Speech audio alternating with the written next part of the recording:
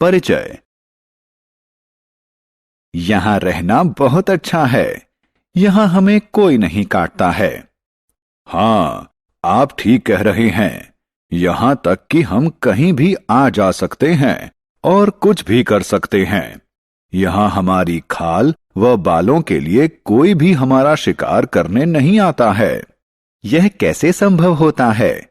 हम एक अभयारण्य में रहते हैं। इसके बारे में और जानना चाहते हैं तो आइए इस पाठ को देखें। उद्देश्य। इस पाठ के अंत में आप निम्न करने में सक्षम हो जाएंगे। पेड़ पौधों और जंतुओं के संरक्षण हेतु विभिन्न संरक्षित क्षेत्रों को सूचीबद्ध करना। वन्य जीव अभयारण्य, राष्ट्रीय उद्यान एवं जैव मंडल संरक्षित क्षेत्र का वर्णन करना। निर्वनीकरण। मित्रों, पृथ्वी पर अनेक प्रकार के पेड़ पौधे व जीव जंतु पाए जाते हैं। वे मानव जीवन के लिए बहुत उपयोगी हैं, लेकिन इन जीवों की उत्तरजीविता के लिए सबसे बड़ी त्रासदी निर्वनीकरण है। निर्वनीकरण का अर्थ है वनों यानी जंगलों की सफाई करके उस भूमि का अन्य उद्देश्यों के लिए उपयोग करना। निर्वनीकरण के कुछ प्राकृतिक कारण भी हैं, जैसे जंगलों में लगी आग और गंभीर सूखा इत्यादि। निर्वनीकरण के मानव निर्मित कारणों में वृक्षों का कटान शामिल है। यह कटान फर्नीचर बनाने या लकड़ी को ईंधन के रूप में इस्तेमाल के लिए किया जाता है तथा साथ ही साथ उस भूमि का कृषि कार्यों, भवन निर्माण, कारखाने आदि स्थापित करने के लिए भी किया जाता है।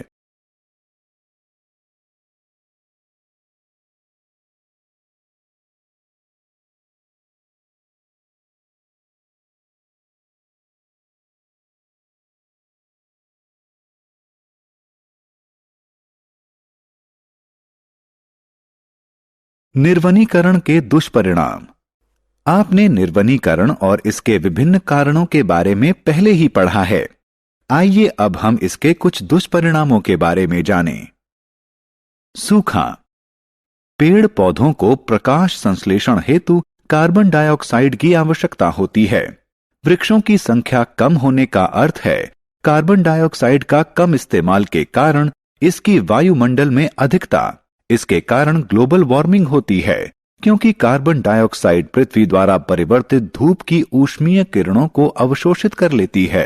बढ़े हुए तापमान के कारण जल चक्र असंतुलित होता है, जिससे वर्षा में कमी आ सकती है। यह सूखे का कारण हो सकता है। मृदा अपरदन। कम वृक्ष अर्थात अधिक मृदा अपरदन। मिट्टी की ऊपरी परत के हट जाने से उसके नीचे की कठोर व चट्टानी परतें दिखने लगती हैं। मिट्टी की इस परत में ह्यूमस होता है और यह कम उपजाऊ होती है। धीरे धीरे उपजाऊ भूमि मरुस्थल में बदल जाती है। इसे मरुस्थलीकरण कहा जाता है। निर्वनीकरण के दुष्परिणाम। निर्वनीकरण के कारण मृदा की जल धारण क्षमता में कमी आ जाती है, जो बाढ़ का कारण बनता है। मृदा की सतह से भूमि के भीतर जल के रिसाव में कमी आती है। परिणाम स्वरूप बाढ़ की स्थिति उत्पन्न होती है। वन्य जीव जंतुओं पर प्रभाव। वन अधिकांश वन्य जीव जंतुओं का वास स्थल है, इसलिए निर्वनीकरण के कारण उनका जीवन भी प्रभावित होता है। जैव विविधता का ह्रास। वनों के कटान के कारण जीव जंतुओं व वनस्पतियों की हजारों प्रजातियां विलुप्त होती हैं, जिनमें से अधिकांश को कभी भी वैज्ञानिक रूप से सूचीबद्ध नहीं किया गया। वनों एवं वन्य जीवों का संरक्षण। बच्चों, आप निर्वनीकरण के प्रभावों के बारे में जान चुके हैं, इसलिए अब आप समझ सकते हैं कि वनों एवं वन्य जीवों को संरक्षित करने की जरूरत है। इसके अतिरिक्त पृथ्वी के स्थायी विकास हेतु वनस्पतियां और जीव जंतु आवश्यक हैं। जैव विविधता बनाए रखने के लिए वनस्पतियों एवं जीव जंतुओं का संरक्षण जरूरी है और मनुष्य की उत्तरजीविता के लिए जैव विविधता जरूरी है। आप यह जानने के लिए उत्सुक होंगे कि ये क्षेत्र इतना क्यों महत्वपूर्ण है। ठीक है, इन संरक्षित क्षेत्रों में वृक्षारोपण, खेती चराई, शिकार व अवैध शिकार निषिद्ध होते हैं। अभयारण्य क्या होता है? अब हम वनस्पतियों और जीव जंतुओं के लिए संरक्षित क्षेत्रों के बारे में जानेंगे। आइए अभयारण्य से शुरुआत करें। वे क्षेत्र जहां वन्य जीव और उनके आवास किसी भी प्रकार के हस्तक्षेप से मुक्त होते हैं, अभयारण्य कहलाते हैं। इस तरह आप समझ सकते हैं कि वन्य जीव अभयारण्य वन्य जीवों को सुरक्षा और जीविका के लिए अनुकूल स्थितियां प्रदान करते हैं। आपने अपने नगर के चिड़ियाघर यानी प्राणी उद्यान को अवश्य देखा होगा। चिड़ियाघरों में जंतुओं को सुरक्षा प्रदान की जाती है। क्या आप अभयारण्य और चिड़ियाघर में अंतर बता सकते हैं? ठीक है, चिड़ियाघर में जंतु कृत्रिम परिवेश में रहते हैं, जबकि अभयारण्य जंतुओं के लिए प्राकृतिक वास स्थल होता है, जहां वे अपेक्षाकृत अधिक सुविधाजनक परिवेश में रहते हैं। राष्ट्रीय उद्यान। यह सतपुड़ा राष्ट्रीय उद्यान है। आप राष्ट्रीय उद्यान से क्या समझते हैं?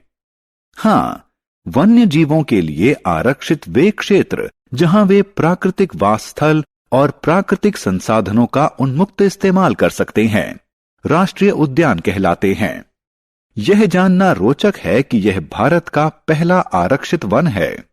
यह बाघों की संरक्षा यानी टाइगर रिजर्व के लिए प्रसिद्ध है।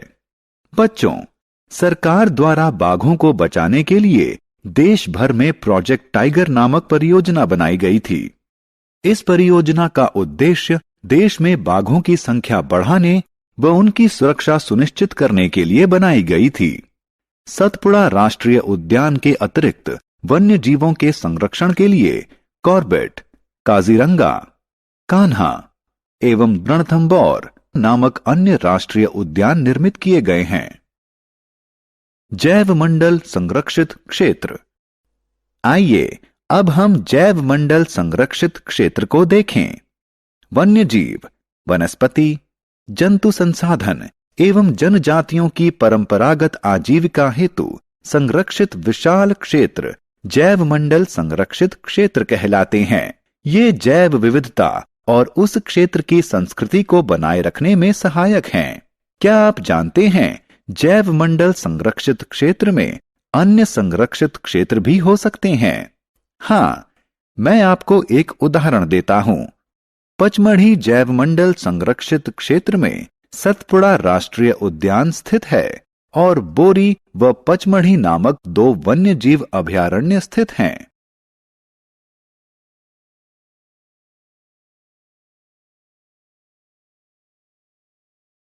सारांश। आइए हमने जो कुछ सीखा है उसे संक्षेप में दोहराएं। निर्वनीकरण का अर्थ वनों के वृक्षों का भारी कटान है। निर्वनीकरण मृदा अपरदन, बाढ़, सूखा और असंतुलित जैव विविधता का कारण बन सकता है। वन्य जीव अभयारण्य, राष्ट्रीय उद्यान और जैव मंडल संरक्षित क्षेत्र वनों और वन्य जीवों के संरक्षण हेतु बनाए गए हैं।